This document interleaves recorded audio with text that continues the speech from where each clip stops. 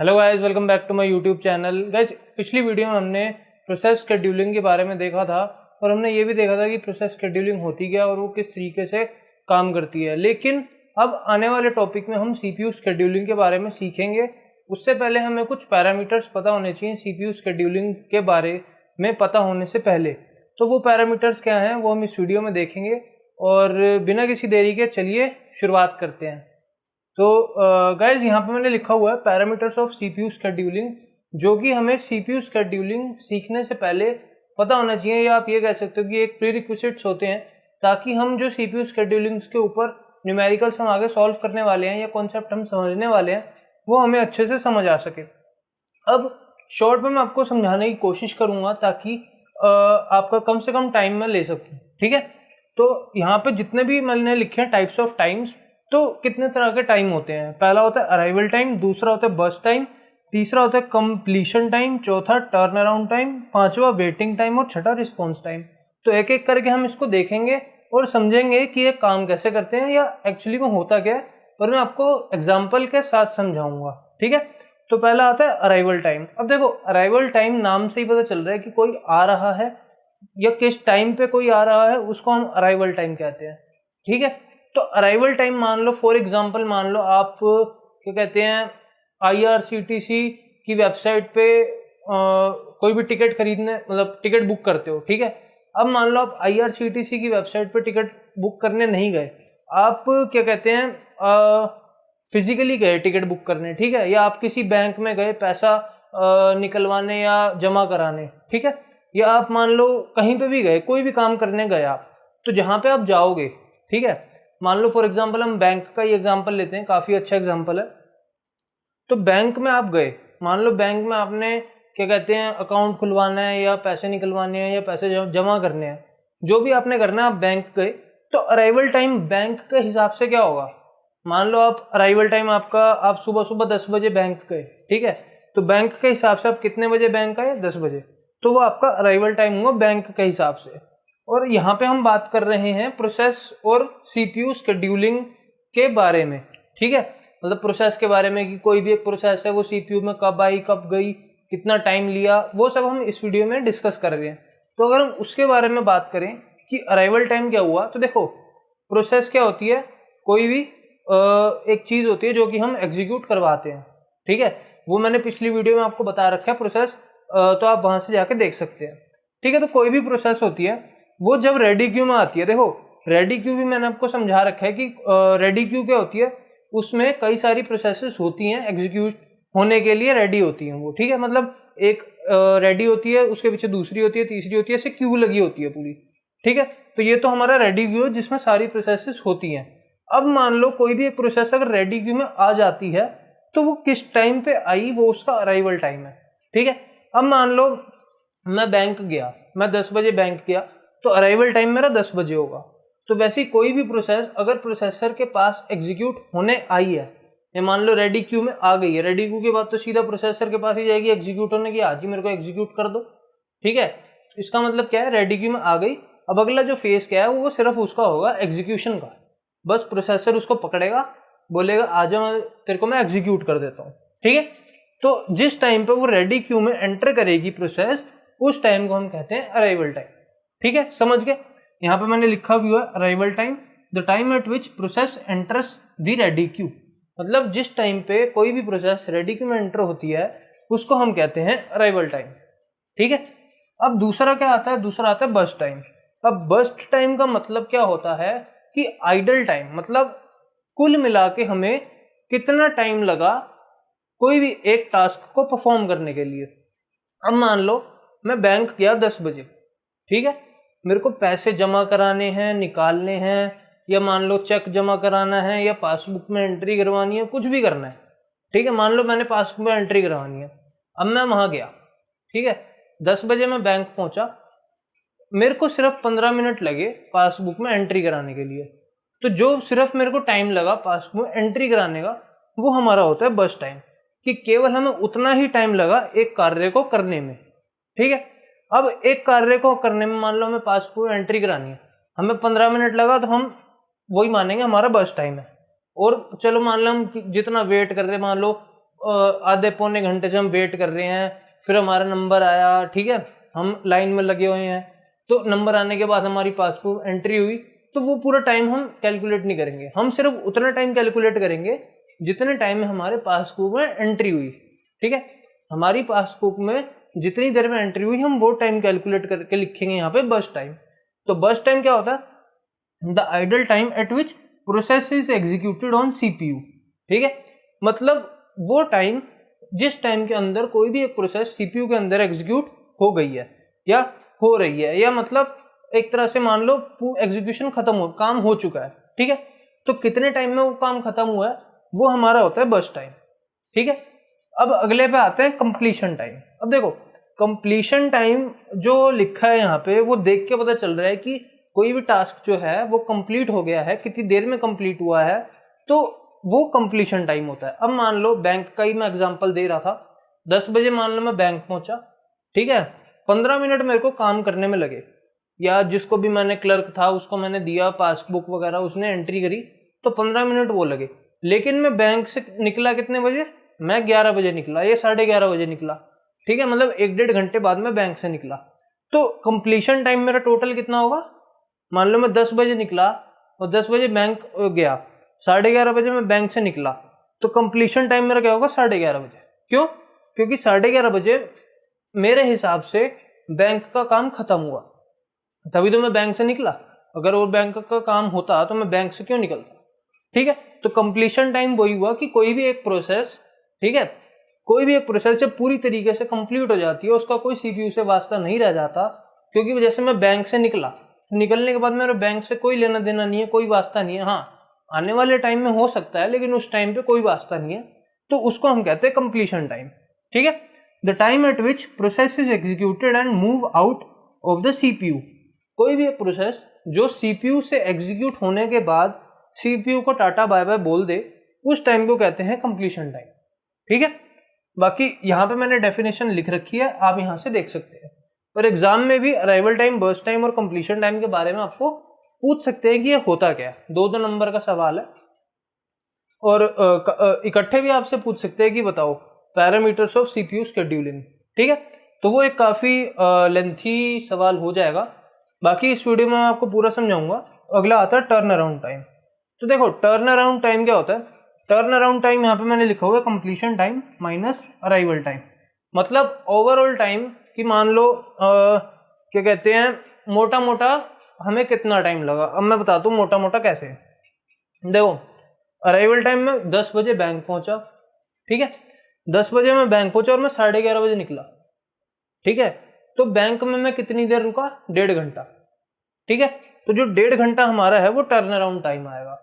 मतलब arrival time 10 बजे, ठीक है, कंप्लीशन टाइम 11:30 बजे।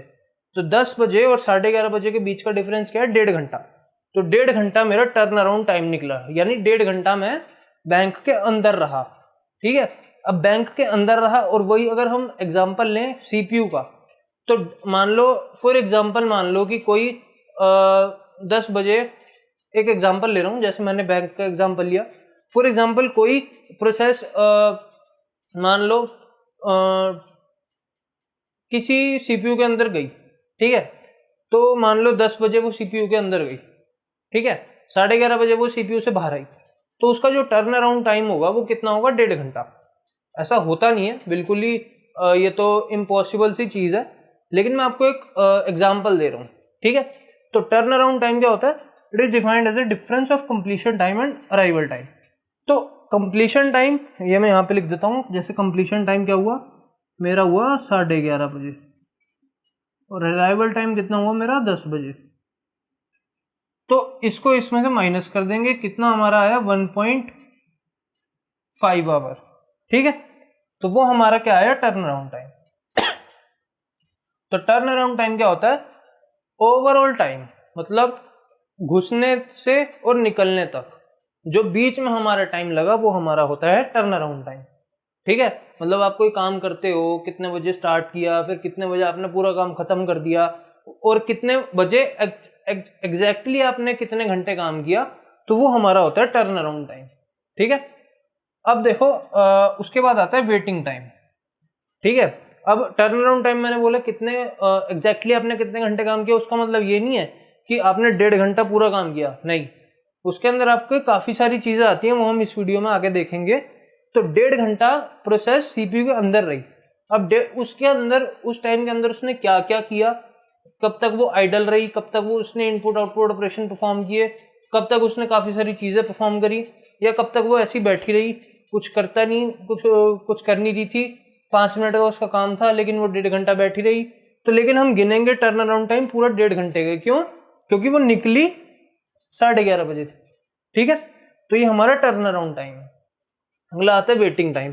अब देखो वेटिंग टाइम से हमें पता चल रहा है कि कोई भी बंदा मान लो वेटिंग क्यू में है, ठीक है, कोई भी क्यू है उसमें खड़ा हुआ है, किसी का वेट कर रहा है या खुद का ही वेट कर रहा है मेरा नंबर आ जाए।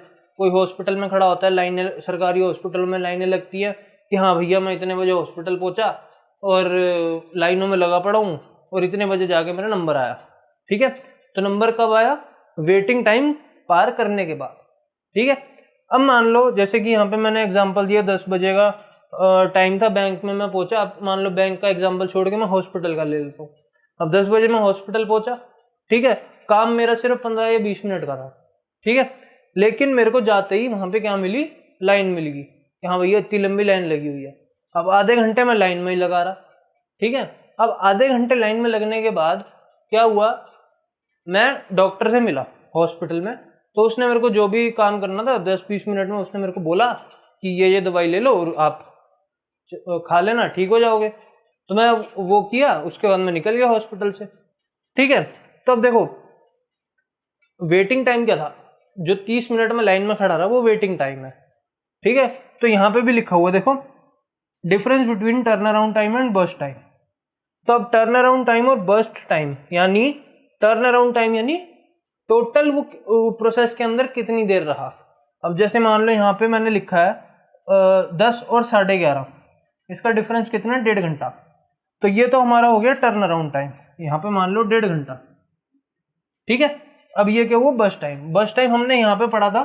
बस टाइम क्या था कि टोटल टाइम उसको काम करने में कितना लगा, जो एग्जैक्टली उसने काम किया है। मान लो डॉक्टर ने दवाई लिख के दी है या क्लर्क ने पासबुक अपडेट करके दी है, तो वो टाइम जो उसने लिया वो कितना टाइम लिया, मतलब जो एक्चुअल काम उसने किया वो कितने टाइम में किया। तो मान लो बस टाइम उसका, मान लो मैंने ये 1.5 की जगह मैं 90 मिनट्स लिख देता हूँ ताकि हम मिनट्स में आंसर ले लें। तो 90 मिनट, ठीक है, और मान लो उसने क्या कहते हैं बस टाइम लिया 30 मिनट। तो 90 मिनट माइनस, यहाँ पे मैं इसको 90 मिनट माइनस 30 मिनट 60 मिनट्स, या इसको हम 1 आवर भी कह सकते हैं। ठीक है, तो अब देखो जो वेटिंग टाइम है वो हमारा 1 घंटे का था। अगर 30 मिनट का हमारा काम है और 1.5 घंटा हमें अंदर लग रहा है, टोटल मिला के मान लो 10 बजे मैं अंदर गया, 11:30 बजे मैं बाहर आया और मेरा सिर्फ 30 मिनट का काम था। ठीक है, तो 1 घंटा मेरे को अंदर वेट करना पड़ा, तभी तो मैं 1.5 घंटा अंदर रुका।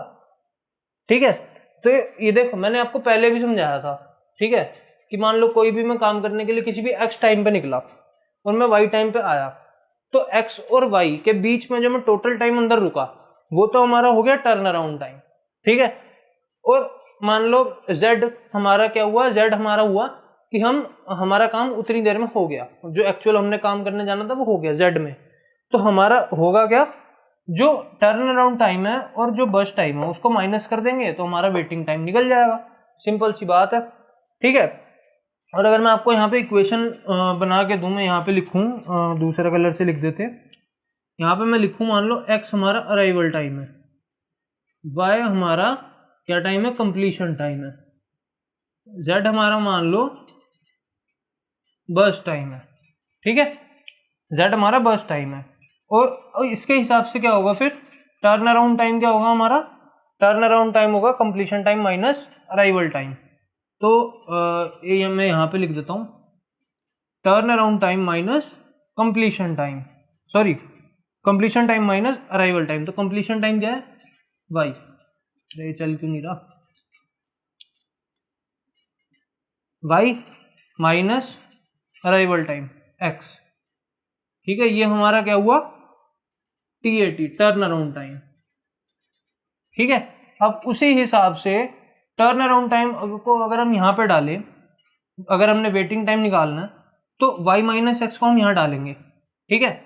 अगर मान लो मैं इसको यहाँ पे लिखता हूँ y minus x minus burst time, ठीक है।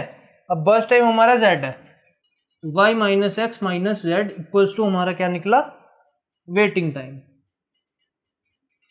तो ऐसे आप अपनी मर्जी से सब्स्टिट्यूट करके भी कर सकते हो, कोई ऐसी बड़ी बात नहीं है। बस आपको कॉन्सेप्ट समझ आना चाहिए कि वेटिंग टाइम किसको कहते हैं, टर्नर रन टाइम किसको कहते हैं, अराइवल, बर्स्ट और कंप्लीशन टाइम किसको कहते हैं, ठीक है। अब वेटिंग टाइम की मैं डेफिनेशन आपको बता देता हूँ। वेटिंग टाइम की डेफिनेशन कुछ नहीं है, बस आपको यही लिखना है, difference between turn around time and burst time is known as waiting time. और अगर आपको और डिटेल में लिखना है तो मैंने आपको बता दिया एग्जाम्पल के साथ कि वेटिंग टाइम होता क्या है। तो अब चलते हैं नेक्स्ट पे, रिस्पॉन्स टाइम। अब देखो रिस्पॉन्स टाइम, मान लो एक अच्छा एग्जाम्पल लेते हैं, आपको किसी ने थप्पड़ मारा या आपने किसी को थप्पड़ मारा, ठीक है। तो आपने किसी को थप्पड़ मारा तो सामने वाला चुप तो बैठेगा नहीं कि हाँ भैया साहब ने मेरे को थप्पड़ मारा है, कोई बात नहीं, मेरी गलती होगी, मैं चला जाता हूँ, ऐसा तो होगा नहीं। अगर मान लो आपको किसी ने थप्पड़ मारा है और आपकी कोई गलती नहीं है तो आप बदले में दोगे ना उसको, एक का बदला दो दोगे। तो उसने एक थप्पड़ मारा, आपने उल्टा दोबारा थप्पड़ मारा, तो आपने क्या किया, रिस्पॉन्स किया, ठीक है। तो कितनी जल्दी रिस्पॉन्स होता है, वो होता है रिस्पॉन्स टाइम। उसने थप्पड़ मारा 1 सेकंड में, आपने थप्पड़ मारा सोच के 5 सेकंड में, तो आपका रिस्पॉन्स टाइम जो है वो बड़ा खराब है ठीक है। तो रिस्पॉन्स टाइम ये होता है। अब देखो रिस्पॉन्स टाइम क्या है, when process got CPU first time. अब टेक्निकल भाषा में अगर हम बात करें तो सीपीयू को कोई भी प्रोसेस जब मिलती है तो वो होता है उसका रिस्पॉन्स टाइम, ठीक है। When process got CPU first time, मतलब किसी भी सीपीयू को पहली बार अगर कोई प्रोसेस मिलती है तो वो उसका होता है रिस्पॉन्स टाइम, ठीक है। मतलब इसका कहने का मतलब ये है कि पहली बार अगर वो किसी प्रोसेस को एग्जीक्यूट करता है, ठीक है, पहली बार किसी प्रोसेस को एग्जीक्यूट करते तो इसका मतलब वो क्या है कि प्रोसेस को रिस्पॉन्स दे रहा है।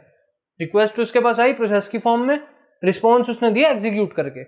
तो पहली बार जब वो किसी प्रोसेस को एग्जीक्यूट करता है तो उसको कहते हैं रिस्पॉन्स टाइम, या उसके पास आती है तभी तो वो एग्जीक्यूट करेगा, तो उसको कहते हैं रिस्पॉन्स टाइम, ठीक है। अब रिस्पॉन्स टाइम, सॉरी, इसको माइनस करेंगे अराइवल टाइम से, ठीक है। तो कोई भी प्रोसेस सीपीयू के पास आई, उसने उसको एग्जीक्यूट किया, ठीक है, जितना उसको टाइम लगा पहली प्रोसेस को सीपीयू के पास आने में, उसके बाद अराइवल टाइम में माइनस कर देंगे उसके अंदर से, तो हमारा क्या निकलेगा, रिस्पॉन्स टाइम, ठीक है। बाकी इसमें कुछ ज़्यादा है नहीं, अराइवल टाइम आपको पता लग चुका है। रिस्पॉन्स टाइम मैंने आपको बता दिया कि सीपीयू के पास कोई भी प्रोसेस अगर आएगी तो पहली बार अगर आएगी और उसको पहली बार आने में जो टाइम लगा, ठीक है, कोई भी प्रोसेस पहली बार, मान लो एक अच्छा एग्जांपल देता हूँ, बैंक वाले ही ले लेते हैं। मैं बैंक गया पासबुक अपडेट कराने के लिए, जो आपको सबको पता है मैं कितनी देर से पासबुक अपडेट करा रहा हूँ, बेचारी हो नहीं रही, ठीक है। तो मैं क्लर्क के पास जैसे ही पहुंचा, लाइन तो काफ़ी लंबी थी, 30 मिनट मेरे को वेट करने में लग गए। तो 30 मिनट के बाद जब मैं क्लर्क के पास पहुंचा, उसको मैंने बोला सर ये मेरी पासबुक है, प्लीज़ मेरी पासबुक को अपडेट कर दीजिए। तो उसने बोला ठीक है सर मैं कर देता हूँ, कोई दिक्कत वाली बात नहीं है। तो जब हमारा पहला इंटरेक्शन हुआ, मैं क्लर्क के पास पहुंचा, तभी तो मैं उसको बोलूंगा ना कि सर मेरी पासबुक अपडेट कर दो। ये थोड़ी है कि मैं लाइन में लगा हूँ और पीछे से हाथ लगा के बोल रहा हूँ सर मेरी पासबुक अपडेट कर दो।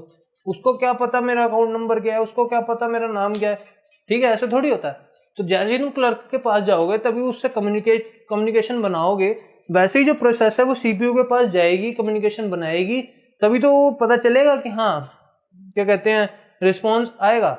अब ठीक है, अब एक इम्पोर्टेंट चीज और है रिस्पॉन्स टाइम और वेटिंग टाइम के बीच में, एक आता है हमारा क्या कहते हैं सीपीयू बाउंड, और एक हमारा आता है इनपुट आउटपुट बाउंड, ठीक है। ये मैं लिख नहीं सकता, यहाँ पे जगह नहीं है, मैं आपको वैसे ही बता देता हूँ, काफी छोटा सा कंसेप्ट है। तो सीपीयू बाउंड और इनपुट आउटपुट बाउंड में फर्क ये होता है कि मान लो सीपीयू बाउंड यानी सीपीयू को एग्जीक्यूट करने में कितना टाइम लगा, वो होता है सीपीयू बाउंड।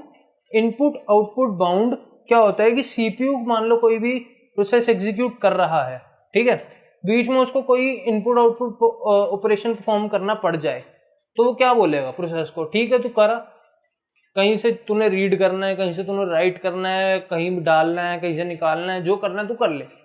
जब तेरा सारा काम हो जाए तब तू मेरे पास आइयो। तो वो होता है इनपुट आउटपुट बाउंड, कि मतलब इनपुट आउटपुट ऑपरेशंस के लिए जो टाइम लगता है उसको हम कहते हैं इनपुट आउटपुट बाउंड। अब बाउंड क्या होता है कि एक बंदे को तुमने जकड़ लिया एक समय के लिए, वही बाउंड होता है।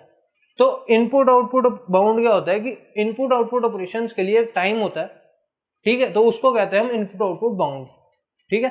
और सीपीयू बाउंड क्या होता है, कोई भी प्रोसेस सीपीयू के पास आती है तो सीपीयू उसको छोड़ता थोड़ी है, उसको पकड़ लेता है, उसको पकड़ के उसको एग्जीक्यूट करता है। तो जब वो उसको पकड़ लेता है, उसको एग्जीक्यूट कर रहा होता है, तो उसको हम कहते हैं सीपीयू बाउंड। सिंपल सी चीज़ है। तो बाकी सारी बेसिक चीज़ें मैंने सीपीयू शेड्यूलिंग सीखने से पहले मैंने आपको बता दी हैं।